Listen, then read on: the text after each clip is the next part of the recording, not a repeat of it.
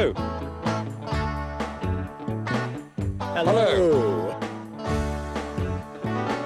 Hi. Hello.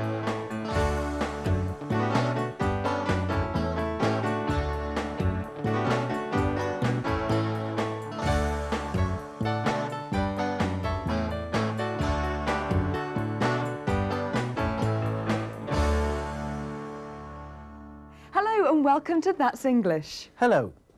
New technology. Computers, portable telephones. Everything is changing so fast, isn't it? Yes, even in a small newspaper office like The Echo, people work in a completely different way from 10 or 15 years ago. One of our friends on the paper, Clive, is going to tell a story about new technology. As you watch, answer this question. What does Clive try to do with the new technology?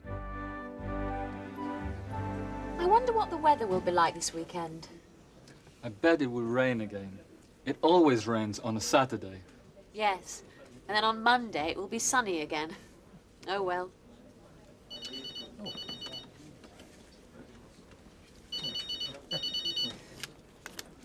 Hello. Hello. Anybody there? Hello. Stupid thing. So much for modern technology. Oh, not you too, Tom. What do you mean? Well, I've had a lot of trouble with modern technology this week. What, has your computer been crashing again? Yes. It all started on Monday, when Bob Hurst came back to work.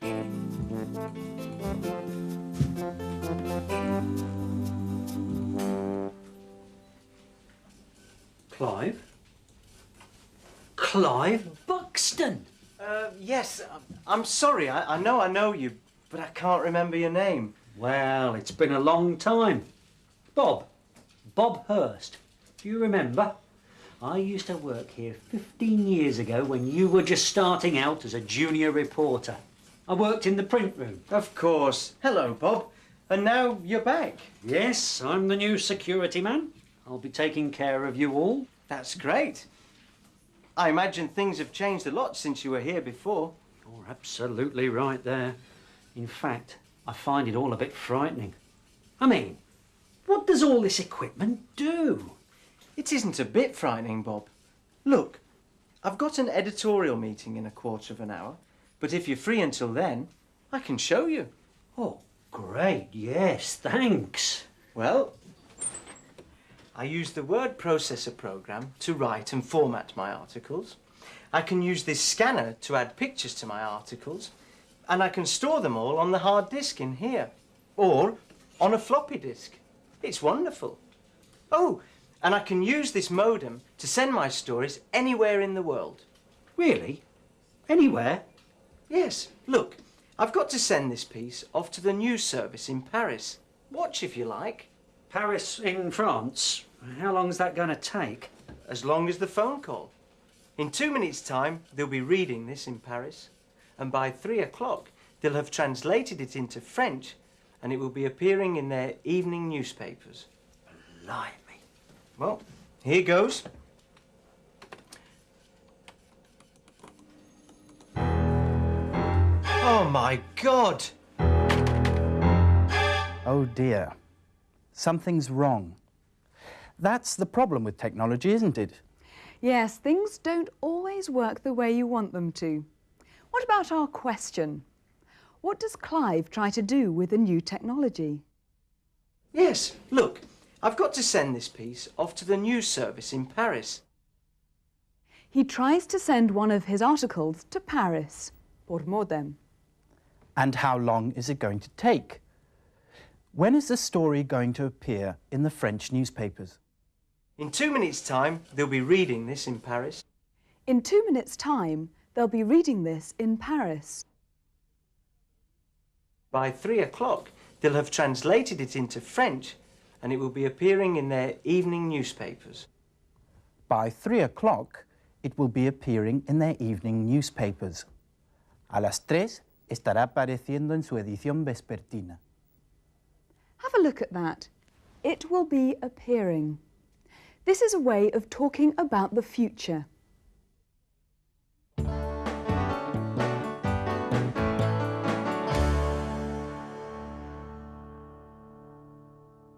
It's 2 o'clock and Clive is working. In 4 hours' time, he'll be having a drink.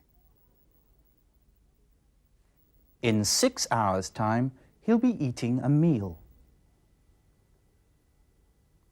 In 8 hours' time, he'll be watching television. Se trata del futuro continuo. Este tiempo se utiliza para describir que una acción ya estará sucediendo en un momento concreto del futuro. Instead of in 8 hours' time, dentro de 8 horas, we could also say by 10 o'clock, a las 10. Look at those pictures again and make sentences beginning with by. Okay, it's 2 o'clock and Clive is working. By 6 o'clock, he'll be having a drink.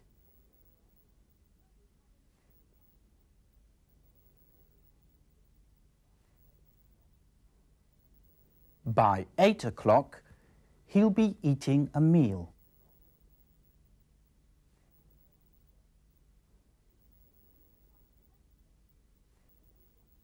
By 10 o'clock, he'll be watching television.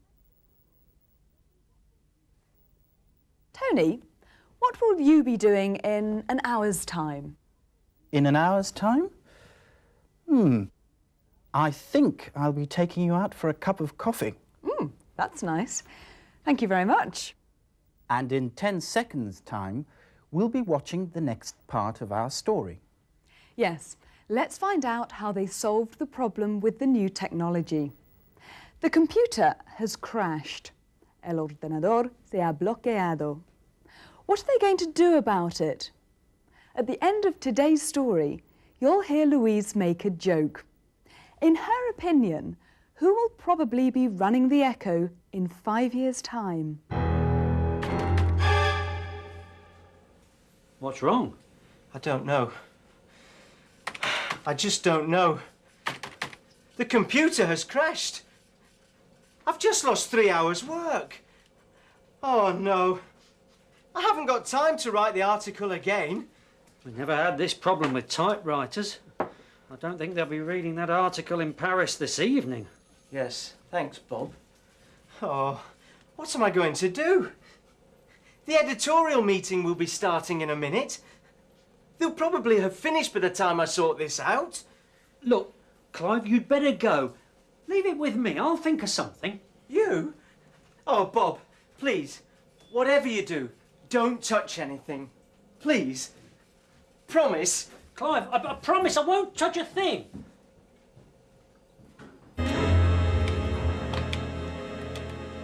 There, that will have fixed it. Just check this. Yep, all's fine. Now just fix the modem settings.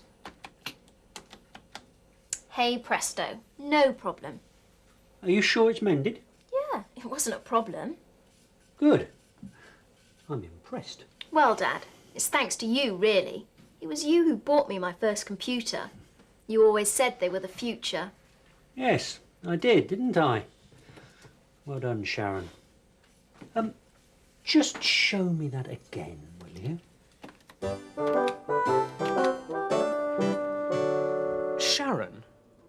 Sharon, the new tea girl, fixed your computer? Yes, she did. She's a genius. And she sorted my fax machine out too. Sharon? Yes, Tom, Sharon. Sharon may be the tea girl today, but she's fascinated by new technology. She knows all about it, far more than we do. You wait and see. In 5 years' time, she'll probably be running the Echo. Sharon? Yes, Louise jokes that Sharon will probably be the editor of the newspaper in 5 years' time because she knows all about new technology. Yes, what a clever woman.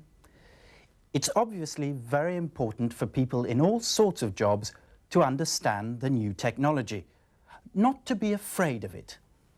And you're not afraid of it, are you, Tony? No. The computer is my friend. Hi, old buddy.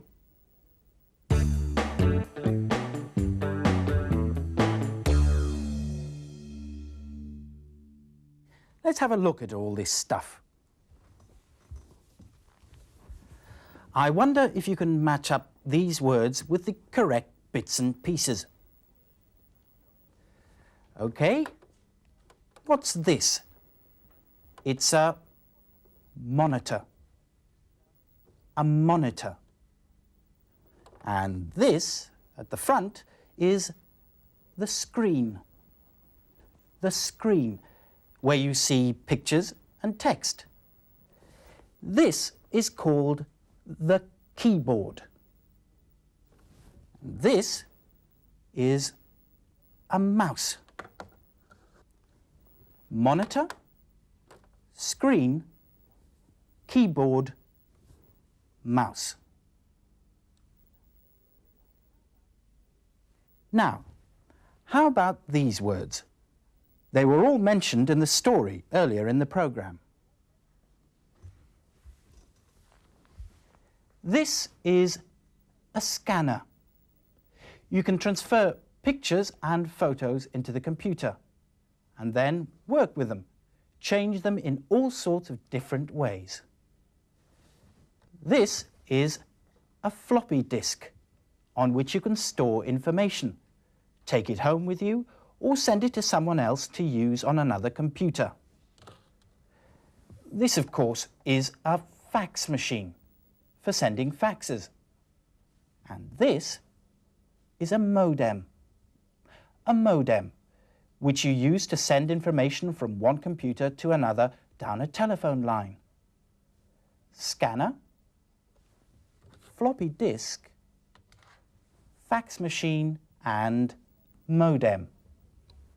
And don't forget this little thing, which I think is one of the most useful pieces of new technology. Ah, yes, the mobile phone. Great, Tony. I think it would be nice now to have a demonstration. Show us what you can do with a computer. Oh, right, yes. Well, the first thing to do is to switch it on. You have to wait for a second or two for it to warm up.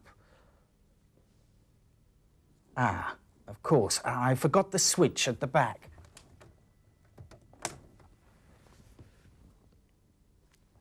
You have to keep calm.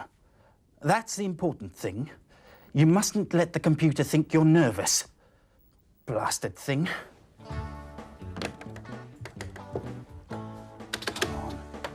Bye. I hope you'll join us for our next programme. Why don't you speak to it nicely? It is your old buddy, isn't it?